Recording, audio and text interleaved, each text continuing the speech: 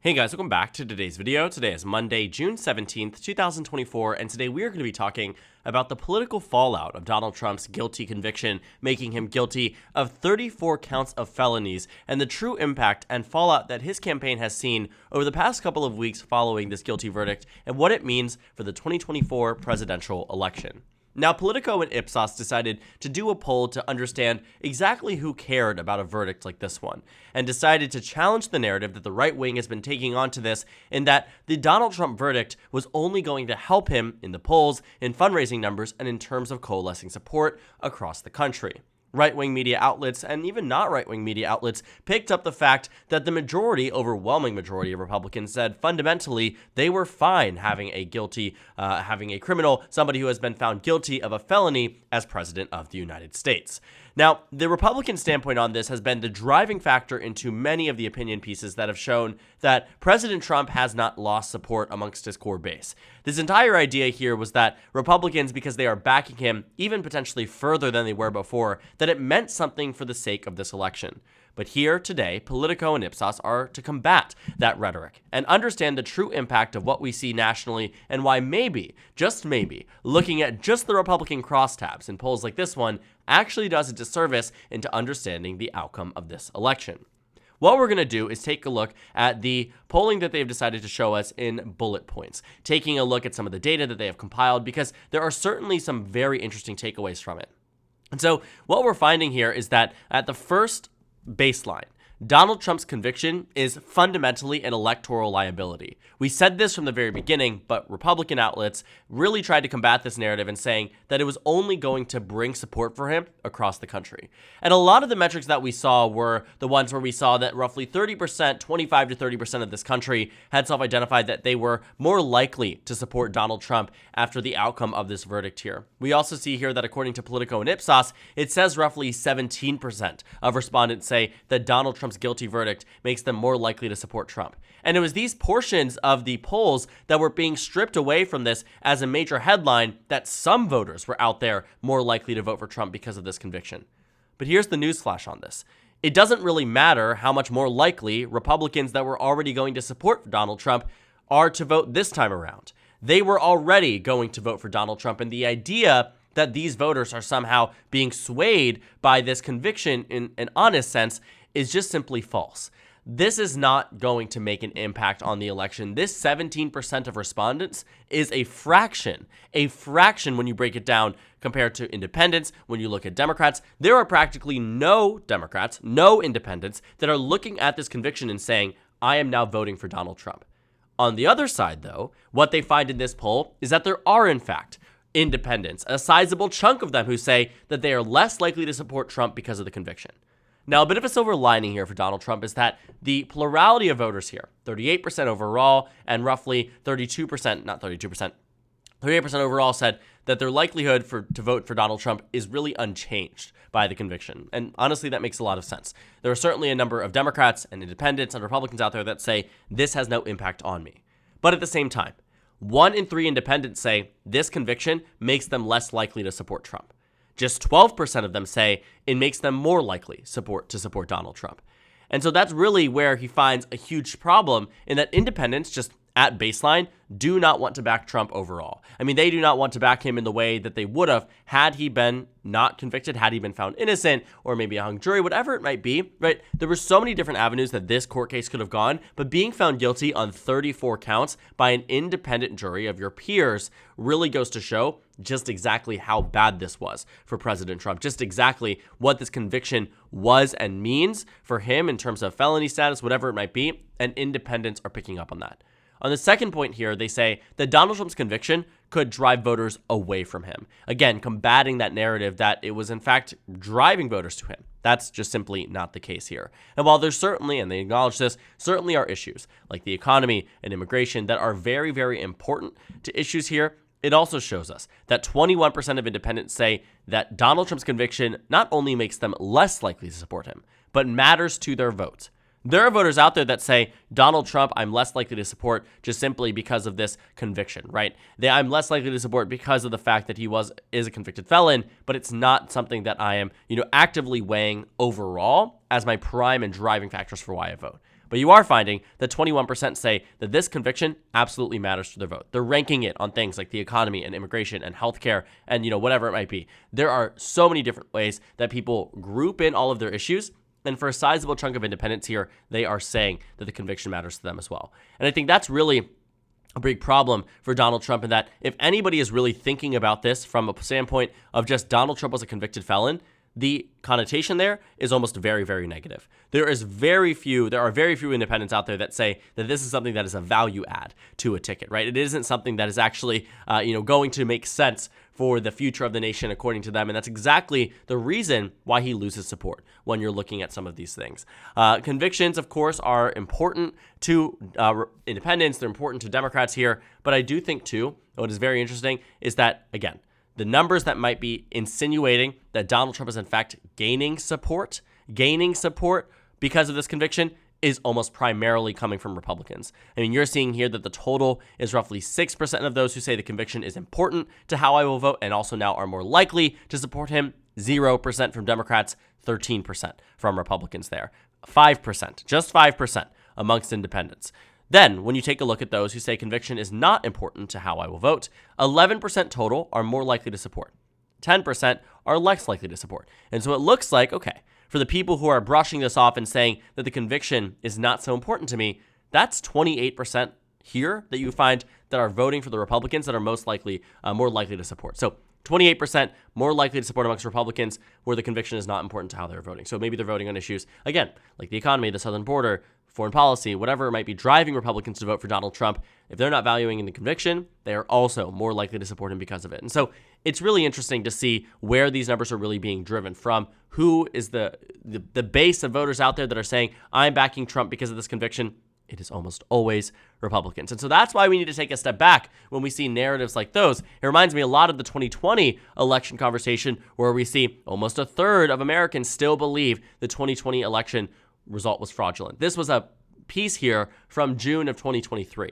Now, in the immediate aftermath of the insurrection and the 2020 election, there was a lot here that said that some voters were fired up to vote in the upcoming midterm elections because the 2020 election was stolen.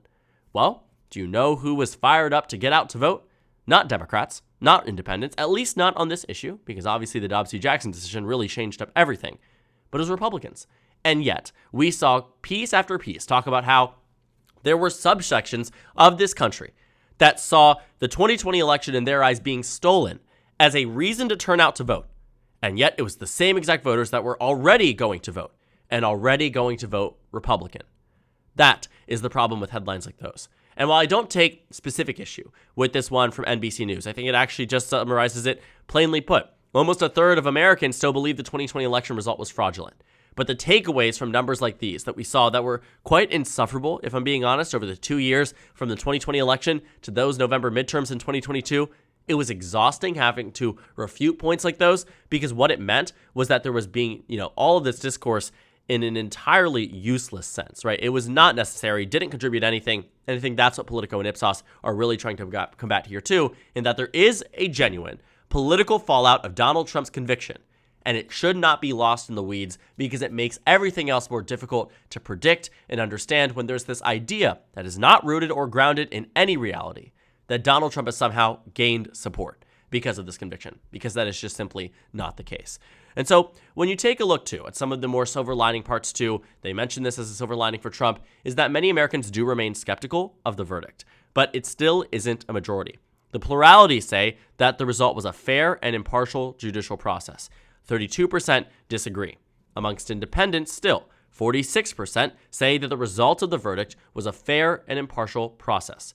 Less disagree. Again, that disagree number does get driven primarily by conservative-leaning voters and primarily Republicans. That's where that 32% comes from. Overall, just 27% amongst independents. Of course, people question the origins of the prosecution. Many Americans believe that the prosecution was brought to help Joe Biden, but in reality, while they may believe that, the majority does not. The majority of independents also do not. And so keeping that in mind, I think while the headline, or sort of the subline here for Politico, might be written in a way that makes it seem a little bit more beneficial for Donald Trump than it actually is, and sure, there are some takeaways here that could be pieced away and say, maybe there is some benefit here for Donald Trump. overall, I mean, you can see it too amongst independents. It just simply is not the strength. It is not the confidence that the Trump campaign believed that they should have after a conviction like this one. Republicans really rallied around President Trump. They denied the validity of the conviction time and time and time again, and yet independents aren't taking that. They're not believing the narrative that Republicans are spinning of this conviction notice, and what you're seeing happen is that Republicans are losing support, and Donald Trump himself is losing support amongst independents. And so when I take a look at the 2020 election, just as a bit of a flashback in time, I can't help but thinking about how independents were largely swayed in favor of President Biden, and how that swaying towards President Biden landed him victories in Wisconsin, in Michigan, in Pennsylvania, in Arizona, in Georgia, in Nevada. These victories did not come easy. The 2020 presidential election campaign for President Biden was one of the most robust we had seen, especially given the circumstances of nearly an entirely virtual campaign for both candidates here.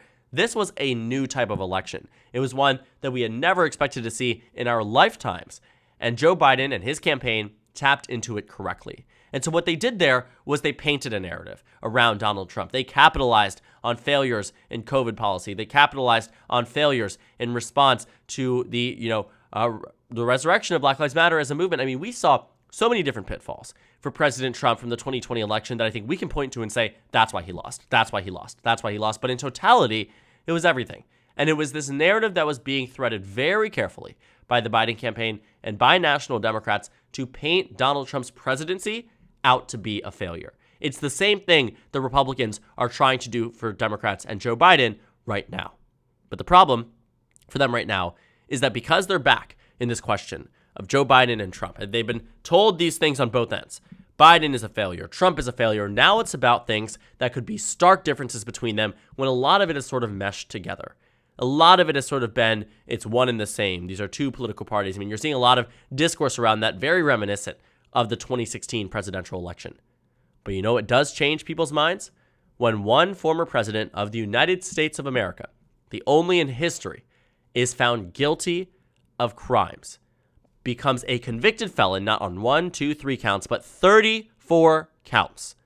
And so independents who look at that and say, I'm on the fence, absolutely are looking at this and saying, I'm being swayed towards Biden. And that's where that 32% number comes in, that group of that base there is saying, I'm more likely to back Biden now because of this. And so when you look at an electoral map like this one, this is my most recent election prediction, it's a very close and competitive race. Why? Well, because Michigan is down to less than a point. Arizona is down less to a point. Wisconsin, Georgia, and Nevada are down to less than a point. That matters. That shows us that really it is anybody's game at this point. And so when Donald Trump sees even just any type of bleeding across these states, and we've seen it in swing states, we've seen it nationally, and specifically, we have seen it amongst independents to a point where the Biden base shouldn't return because the crosstabs there aren't super strong for him amongst minority voters, but should that base return, there is a pathway to victory for President Biden, and independents are a key component of that, and many of them would end up being independents who moved over into the Biden column because of this conviction status, because of the fact that Donald Trump was found guilty. And while it may not be, and I've said this before when the conviction just came out, it may not be the only reason, should Donald Trump lose the election, it may not be the only reason he loses the election. It could absolutely play a major part in it. And I want us to understand that, and I think that's exactly what Politico is trying to show us, that there is genuine and real fallout, political fallout of the Trump conviction.